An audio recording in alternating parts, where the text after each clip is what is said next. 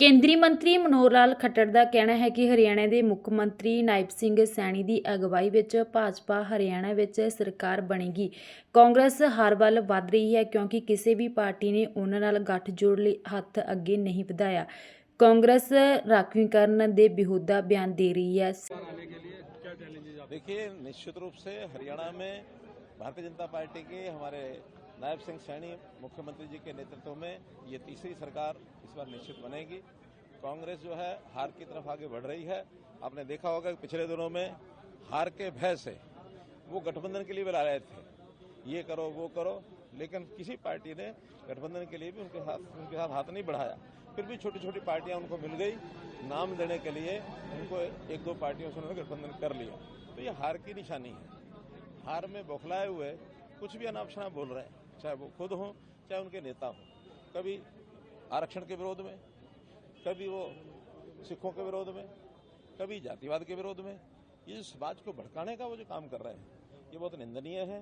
और समाज अब सोच जान चुकी है कि देश में नरेंद्र मोदी जी के नेतृत्व में हरियाणा में भी भारतीय जनता पार्टी की तीसरी सरकार बनेगी, इसलिए उनकी बौखलाहट और आगे बढ़ेगी।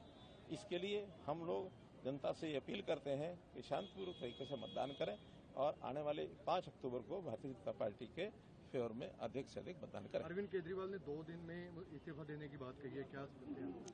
जो व्यक्ति जनता से घिर गया हो, भ्रष्टाचार के इतने बड़े बड़े आरोप लगे हों, अब उनको साफ गोई से उनमें से निकलना चाहता, जनता निकलने नहीं देगी। जनता ने सब पहचान लिया है और आने वाले दिल्ली के चुनाव में अरविंद केजरीवाल को भी जितना ठोकना पड़ा जनता को, जनता ठोकेगी। सर, अनिल विज ने भी मुख्यमंत्री बनने की चाहत जताई है कि मेरा भी दाव बन जाए। चाहत करने में कोई एतराज नहीं है। चाहत तो हम कहते हैं भी सब लोग कर लेंगे, तब भी कोई दिक्कत नहीं है। अपने अपनी विधानसभा के हिसाब से हर कोई अपनी चाहत जताए, उसमें कोई आपत्ति नहीं है। लेकिन भारतीय जनता पार्टी ने अपना फैसला दे दिया है कि नायब सिंह सैनी जी हमारे नए मुख्यमंत्री हों। नैना चौटाला ने जिस तरीके से बयान दिया अमित शाह को लेकर, उस पर क्या? बहुत ही निंदनीय है।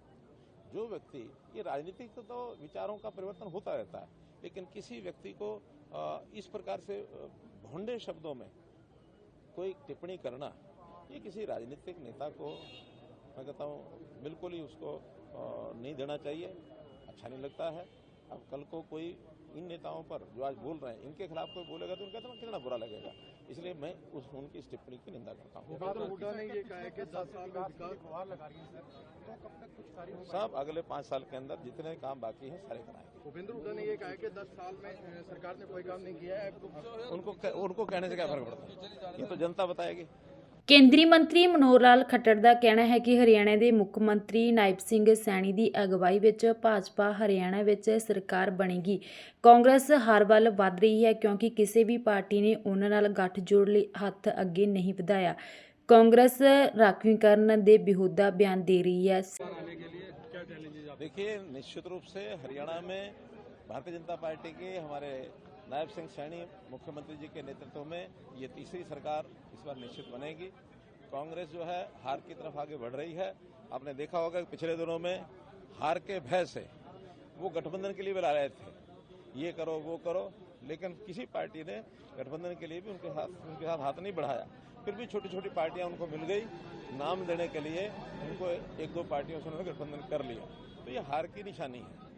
हार में बौखलाए हुए कुछ भी अनाप शनाप बोल रहे हैं, चाहे वो खुद हों चाहे उनके नेता हों। कभी आरक्षण के विरोध में, कभी वो सिखों के विरोध में, कभी जातिवाद के विरोध में। ये समाज को भड़काने का वो जो काम कर रहे हैं ये बहुत निंदनीय है।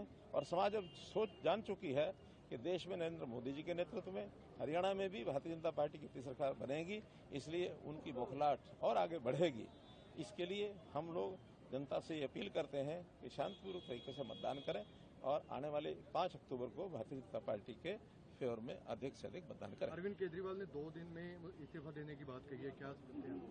जो व्यक्ति जनता से घिर गया हो, भ्रष्टाचार के इतने बड़े बड़े आरोप लगे हों, अब उनको साफ गोई से उनमें से निकलना चाहता, जनता निकलने नहीं देगी। जनता ने सब पहचान लिया है और आने वाले दिल्ली के चुनाव में अरविंद केजरीवाल को भी जितना ठोकना पड़ा जनता को, जनता ठोकेगी। सर, अनिल विज ने भी मुख्यमंत्री बनने की चाहत जताई है कि मेरा भी दाव बन जाए।